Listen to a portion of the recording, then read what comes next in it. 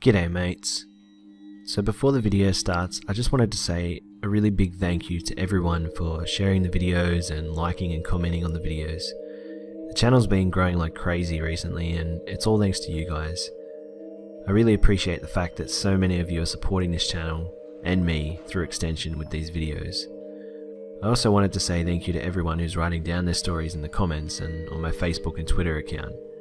They're really interesting and I really like coming home and reading them. I'm excited to start sharing them with the rest of our mates too here on the channel. And this video contains the top 10 stories so far that I've read.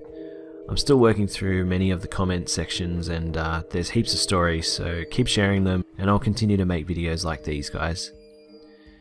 Anyway mates, thanks again for all the support and I hope you enjoy the video. From strange bedside shadows to red-haired intruders, we count down 10 of the creepiest true stories ever told. Number 10. This happened a couple of years ago. I was at my cousin's house to spend the night. We had a whole plan for the night to play some video games and tell stories. When we were playing video games, I heard something fall. We shrugged it off thinking it was my cousin's cat at first, but later that night my cousin and I were the only ones awake and had to be quiet since his mum was asleep and had work tomorrow, when suddenly we heard a child laugh. Me being the oldest and being overprotective with my family, I decided to check it out. And I know it wasn't my cousin's brother since it sounded like a 5-year-old and my little cousin was asleep at the time. I checked every room except for my aunt's room and I saw nothing in the other rooms, but then I quietly opened my aunt's door to see a tall figure standing over my aunt while she was asleep. I put my hands over my mouth so I wouldn't scream, and when suddenly the figure looked at me straight in the eyes. And then I couldn't help it. I screamed and the figure just went away. Till this day I have no clue what I saw, but I know that if I didn't come in sooner, it may have injured my aunt. Number 9. Okay, so this is when I first found out that my house was haunted. One evening, when my mum was at work and I was in my loft watching a movie, I heard a loud thump downstairs. I freaked out because we didn't have a cat at the time, and so I went downstairs to check out what it was. I said, "Mum?" But there was no reply, and the noise just seemed to stop. But then I heard a shuffling noise come towards me. I booked it upstairs straight away and I locked my door, but I soon heard crying. And it sounded like someone was crawling up the stairs. I thought it was someone within my family at first and maybe they'd been injured by someone who had broken in or something, so I quickly opened the door, but there was nothing there but quietness. And this is the part that's still horrifying to me to this day. When I went downstairs, there was no sign of a break-in, so I ran upstairs only to see a dark figure about my height run to my room. So I went to sit on my bed under my covers crying for some time before I left the house and I went to my friend's house. That was until my mum got home. Number 8. My dad's house, the house that I currently live in, it was built on where a mental asylum used to be. My room is on the end of the hallway and my brother's is directly opposite to mine.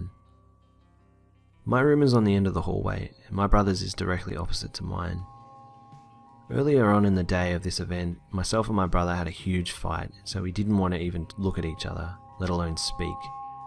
So when he came out of his room to go to the toilet at 2 AM, I gave him a quick glance, then looked back at my computer.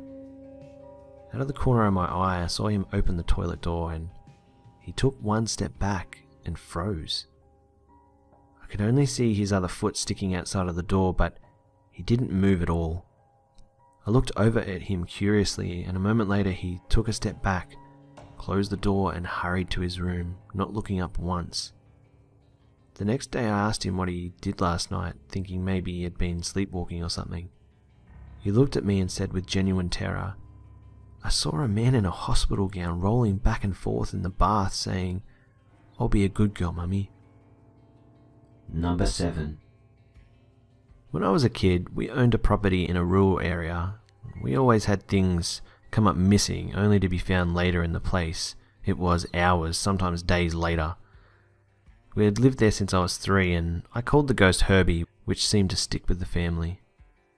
We had a lot of odd stuff occur, including my sister's fiancé waking to see a Civil War-era Union soldier glaring at him from the hall.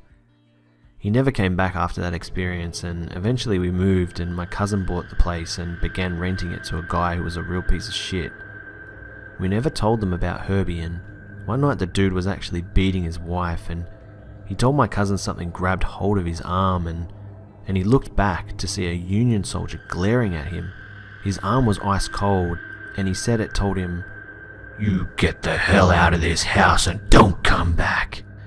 He said he was shoved to the floor, and he and his wife left after that.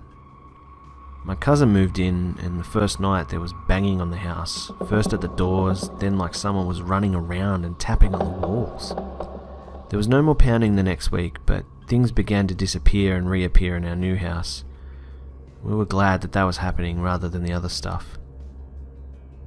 Number 6. I was 13 when my family moved into our new house. It was big, which always scared my little sister Melissa. She had night terrors at the age of 4, and it started when we moved there. My dad had to work a 16-hour shift for the government, and my mum was always taking care of my younger 3 brothers and younger 2 sisters, which kept her away from the house unless she and her friends would have a girls' night. Me and my 6 older brothers and 3 older sisters are total gamers. We played every game together, but somehow I'd always think there was someone in the corner of my eye, which would always make me terrified of the dark. One night when school was out for spring break, it was around 2 in the morning, and I was in our gaming room with my older siblings sleeping on the couches. The oldest of us was awake playing on the computer with me next to him, only because the TV was close, so I played the Xbox by him. Melissa was sitting on the couch next to me sleeping. We then heard a noise coming from my youngest brother's room. His name was Mark. He was only 2 years old, and my brother told us to stay there and keep doing what we were doing. It was an hour later when I noticed how long he had been gone, so I told Melissa I would be right back, and I started down the stairs. I walked into the room which my brother had went into, and he was against the wall crying. I asked him what was wrong, and he kept his head on his knees and said, "He's gone." He repeated this. He also pointed to the closet and kept crying. I walked over there and opened the doors, and my brother had been lying on the closet floor in a tiny pool of blood, and there was a knife lying next to him, all of it covered in blood. I backed away as tears pricked my eyes, and I cuddled up to my brother. He held me next to him as we both cried. We'd been crying for a while when I remembered that we had to call the cops and get out our other siblings. I rushed as I got my phone out of my pocket and told my brother to be careful and take the knife with him. I called the cops, and they told me that they would be over in a little bit. Our house was by a police station, so it wouldn't be that long. I head upstairs and carry my sister to my bedroom. I always left it locked, so I knew the murderer wasn't in there. My brother came with the rest of my siblings, and we hid in my room under my bed. It's quite a big bed, so I called my mother and told her everything except about Mark's lying dead in his room. We hear the police outside, and Matthew opens the door and lets them in. The sergeant told us that they found and captured the murderer, and he had been living in our basement for 2 years. It's no wonder the owners of the house before us left. Number 5. So my friend and I were fishing on the Plate River a few nights ago. It was pitch black underneath the bridge we were at, and after a little bit we kinda got bored, so we started to watch Men in Black 2 on my phone. We're sitting there watching the movie, and suddenly we heard a blood-curdling roar or scream or whatever. It howls for 20 seconds and then stopped. We both shoot straight up and freak out. My friend says, "What the hell was that?" I shine my flashlight at it, and I see its eyes shine. I can tell from how far I am that the eye shine is a few feet off the ground, and it's staring right at us. I freak out and start grabbing our crap and reeling my pole as fast as I can. I shine the light back at it, and it's moved a little further to our left. I look back down and pick the last of my stuff up and look back, and I can't see anything anymore. It seems to have moved into the tall grass, the same grass we had to run through to get back to the road and to get out of there. I grab my knife and give my friend a fillet knife from my tackle box. We both say, "Fuck it, let's just run for it." We sprint through the grass and over these large rocks that you have to balance on to walk over. I just ran on top of them as fast as I could. One of the rocks gives way and my foot slips into a crevice. My leg gets all cut up and my foot actually got trapped under the rock that gave way. For a second I thought I was going to be stuck there, but I pull hard and I can shift the rock and pull my foot out. We sprinted back to the car and got the hell out of there, both saying how much that freaked us out. Now that I'm safe, I can't help but laugh a little, but it was freaky. Number 4. This happened to a friend of mine. I believe it happened in August 13 Saturday during a trip to a King Ferry hunting grounds. My friend decided to do hunting and to camp a little further down in the woods to where we were. At night at about 3 AM, due to the fact that he has problems getting to sleep, he was still up and he still had his fire going. While he was waiting, he kept hearing footsteps on the background and bushes moving in the distance that the firelight was just reaching. As he started to reach for his Remington, he heard a voice of a woman say, "Don't shoot me, please, I need help." From the shadows he could see the figure of a woman.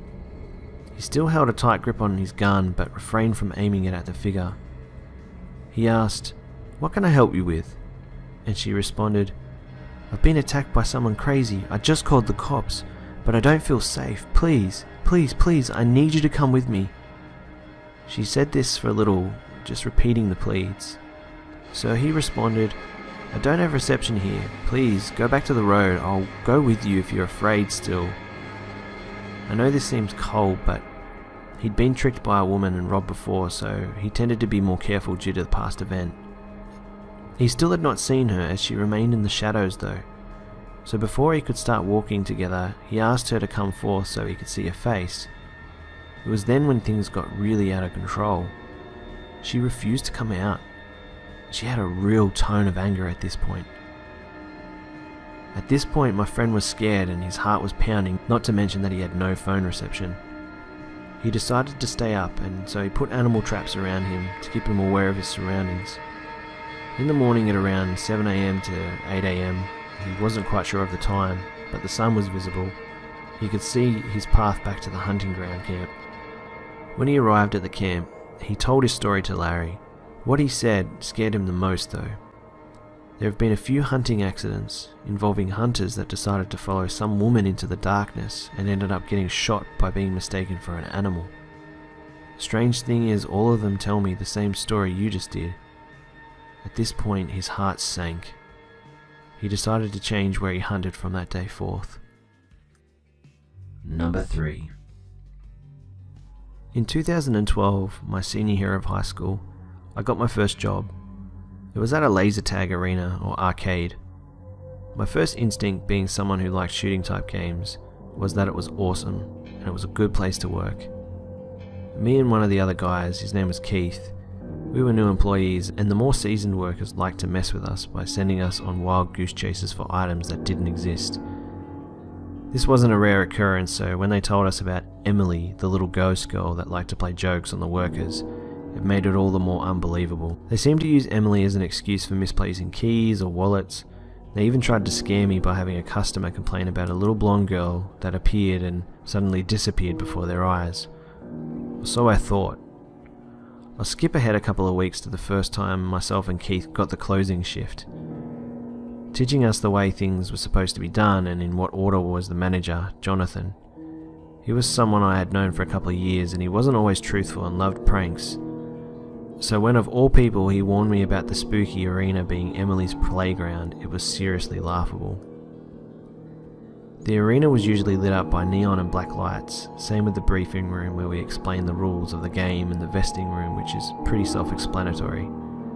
Which truthfully did make it creepy in a way, and the fog machine didn't help. However, there was normal lighting so we can see when we're cleaning. I turned the fog machine off and I was cleaning the arena and I felt my shirt get tugged. Our dress code was to tuck in our shirts, and I noticed that the back of mine was all the way untucked. This happened 4 times, but trying to be logical and not wanting to fall victim to Jonathan's scare tactics, I assumed it got caught on one of the obstacles. As I exited, I swore I saw a man standing by one of the obstacles though. I saw smoke but thought it might be the fog machine. For some reason though, I couldn't shake the feeling I was being watched. But I didn't want to say anything out of pride. I couldn't let Jonathan get the best of me. The next night we were closing and something just gave me the chills the whole 8-hour shift. I was on edge and I just couldn't explain why. About half an hour after all the customers left, I entered the vesting room to start sweeping and it reeked like cigar smoke and alcohol.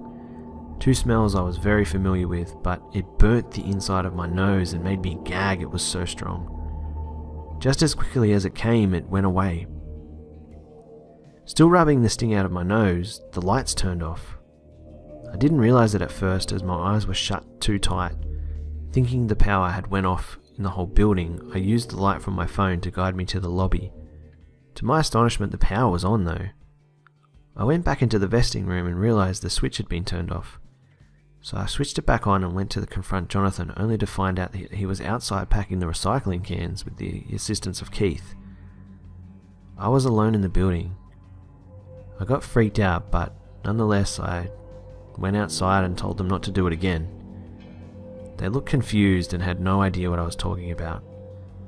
I went back in to continue cleaning, but when I re-entered the vesting room, the lights were again shut off and the smell was back.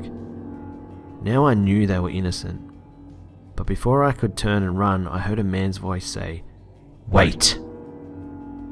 The voice was unfamiliar, but curiosity took over and I had to see who it was. I clicked on the light, but saw no one. I ran and got the other two to help search the building. Armed with brooms, we searched and found no one. But again, upon entering the vesting room, the smell of cigars and alcohol was present. All three of us noticed it, but I seemed to be the only one who was scared by it. We didn't see anything out of the ordinary, so we continued with our tasks. As we finished our work, we met in the lobby and decided to do one last search through the building to make sure nobody was inside before we left. The smell was no longer in the vesting room, but in the very back of the arena. Almost the second we started smelling it, Jonathan felt a hand around his neck and he threw himself to the floor to break the grip. Clearly in shock, his fumbled word came out, "Run!" As we ran to the exit, we heard a man laughing. It was too loud to dismiss. The exit led right into the vesting room. As we entered, we stopped running because the lights were off. The only light was coming from the door that led to the lobby that we had left open. Realizing that Keith wasn't in the room, we managed some courage and went back into the arena. It was dark, but the light switch to the arena was at the front desk. No one had went near it. Keith had just managed to find his way back. Tears in his eyes, he said he had fallen, and when he got into his feet, the lights had went out. Right before we opened the door to go back for him, we heard a man's voice say, "Don't look for me, or else." We went back into the lobby when the vesting room door slammed shut behind us, like he was glad to be rid of us. We locked up and went to my car to check Jonathan's neck. He complained that it was kind of hard to breathe. When we looked, we noticed red marks on both sides of his neck and in the middle. In the middle, you could almost make out two thumbs about an inch under his Adam's apple. That mark was deep red and lasted for about a week. Since that night, we continue to smell smoke and hear voices. We've even witnessed the little girl vanishing, but have still yet to see the man indefinitely. To this day, when something strange happens to us at closing, we just say what we're going to do at that time, get it done, and leave. It seems to work too. When we get new employees, we mess around with them, sending them on wild goose chases, the same ones I had once been sent on, for non-existent items. But our warnings are stern about the very real presence of Emily and Ralph. Number 2. I am very much a night person, and despite my girlfriend hating me going out past midnight, as she is always very worried about me going out so late, I always reassured her that everything is fine and that no one is ever out at this time. So I went out one night on a Friday for my daily walk.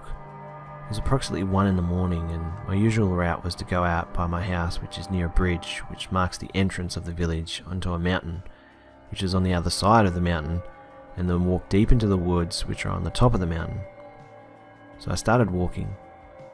The streets were completely empty except for the usual bunch of drunks passed out on the streets and rebellious teens. As I started to walk up the mountain, an unusual feeling of dread passed over me for a few seconds, but I thought nothing of it, as what the heck could happen anyway? I got out every night after all. I brushed it off as paranoia and kept walking up the mountain for a good 10 minutes until I got all the way to the top, started making my way to the forest. Now this is where a very strong ominous dread hit me, and I started to feel very cold and scared. It was a full moon and shone very bright on that night, especially on the top of the mountain where the forest was located. The shadows from the trees, however, were much darker than usual. I kept walking through my usual path, but I heard some manic laugh coming out from my right. In front of me was a path, and on my left were trees, and if I followed the path a little bit more and turned right, there would be a little circular opening where a tree was chopped down and where people, or more notably druggies and prostitutes, would go to do things. But this night it was different. It was not a usual laugh. It sounded like something had possessed whoever was there. It was a male voice and it just kept laughing very violently. It felt as if it had heard my footsteps and was laughing at the knowledge that someone was there. I heard 3 stomps and a head appeared from behind a tree. It looked down the path and then slowly turned to me. His eyes widened immediately as he had seen me, and slowly his head moved back. He laughed even more and then started to growl very quietly and slowly. His growl gained volume as I stood on the path of the forest, completely shocked. I glanced behind me to make sure no one was there and walked backwards while keeping my eyes fixed on where the man was. As soon as I heard swift stomps, I ran the bloody hell out of there. I ran as fast as I could out of the forest and down the mountains, but at all times the stomps followed me. I knew if I looked back I would have fallen over or something like that, as cliche as it sounds, straight out of a movie. I just kept running while he stomped and muttered something to himself and then laughed. Finally I was off the mountain and the stomping stopped. It seems as if the man just disappeared completely. I ran to my house and told my girlfriend all about it. She reacted very strongly to this, as I expected, and after that night I completely stopped going out by myself when it was dark. A week passed on the news and a body was found in the woods that this incident happened in. The body of a woman in her 20s, stabbed over 24 times in the face, body, throat and lower abdomen. This scared me for life, and I will never go out by myself in the woods or anywhere anymore. You really can never know what the hell is in the darkness, behind you, in front of you, around you. I thought that I would never encounter something like this, and the stuff like that only happened in the movies and in America, but I was wrong. Number 1. I was coming home late one night from work when I noticed a car without headlights on coming up behind me. It came up on my bumper and started tailgating me as close as it could get. I was driving on a 2-lane country road and I didn't want to move into the opposite lane to try and let them pass in case another car came down the road. I tried speeding up and the driver behind me matched my speed and stayed right on my bumper. I then decided to risk getting into the other lane, as I could see down the road and there were no oncoming cars. Yet, as I did, the car also merged over, still staying right behind me.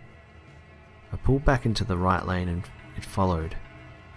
Clearly something was wrong. As the streetlights passed over the car behind me, I could see the face of the driver. It was a woman. Her face was pale-skinned, almost snow-white.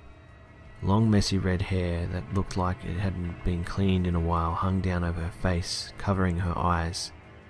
Her mouth was exposed, however it was stretched into a long menacing grin, the white of her teeth reflecting in the light of the street lamps. By this point I was getting close to home and I didn't want to lead this psycho there. I knew I had to do something. Luckily I had a friend, let's call him Dave, who lived close and I knew he would be at home at this time. I sped up and when I got to his house I pulled into the driveway, pulled up close to the house and ran up to the door and started banging on it, screaming that I needed help. As soon as he opened the door I rushed in, shutting and locking the door behind me. I started explaining what had been going on and looked out the window to see if the car was still around. And it was. The car stood at the road of the foot of the driveway. and just sat there, engine running, headlights on. Dave went and called the cops, and after what seemed like forever, the car slowly pulled away, continuing down the road and out of sight. A few moments later, the police showed up. Unfortunately, I couldn't give them much helpful information. I wasn't really all that into cars, so I really couldn't be sure of what the make was, and I had only seen a little of the driver. I stayed there for a few hours until I was able to calm down and hope that whoever it had been had time to be long gone. The next night driving home from work, I was super cautious. There was only one way to get to my home, so it wasn't like I could take an alternate route. I kept watching the rearview mirror, expecting to see the same car and bizarre figure every time I did so. No one ever showed up. It was just a lone drive home. Through the next week things were the same, no pursuers, not even another random driver. Eventually I started to calm down and relax. Maybe the person had given up and left. Maybe it was just someone's idea of a joke in really bad taste. I didn't know, and I didn't really want to think about it. That night, upon returning home, I was quite tired. It had been a long day at work and I just wanted to get some rest. Luckily it was a Friday, which meant I had the next day off. I did my nightly routine and got into bed, taking time to read a little bit to wind my mind down before trying to sleep. I fell asleep fairly quickly and went into a deep sleep. It was peaceful until later that night. Around 3 in the morning I awoke. I didn't think anything of it at first, and these things happen. But then I realized what woke me up. I could hear something that sounded similar to tapping on glass. I rolled over to see what it was and saw something that made my blood run cold. The red-haired lady was standing outside my bedroom window. This time her hair was parted enough so that I could see her eyes. They were pure black like tar, a great contrast to her ghostly pale face. Her grin was even wider now, and her mouth was open more, allowing me to fully see her teeth. They were sharp and pointed like shark's teeth, only they looked much more threatening. They looked like razors or something, just triangular and sharp. I saw what she was tapping against the window. In the moonlight, the object gleamed in her hand. It was a long carving knife with a serrated blade. I jumped out of bed screaming and grabbed my cell phone. It was dead and wouldn't turn on, even though it had been hooked up on the charger. I threw it down and ran for the landline phone to call for help. Unfortunately, I didn't have one on my bedside, and the closest one was in the kitchen. I dashed into the kitchen, shutting and locking both doors before picking up the phone and started to dial 911. I got nothing.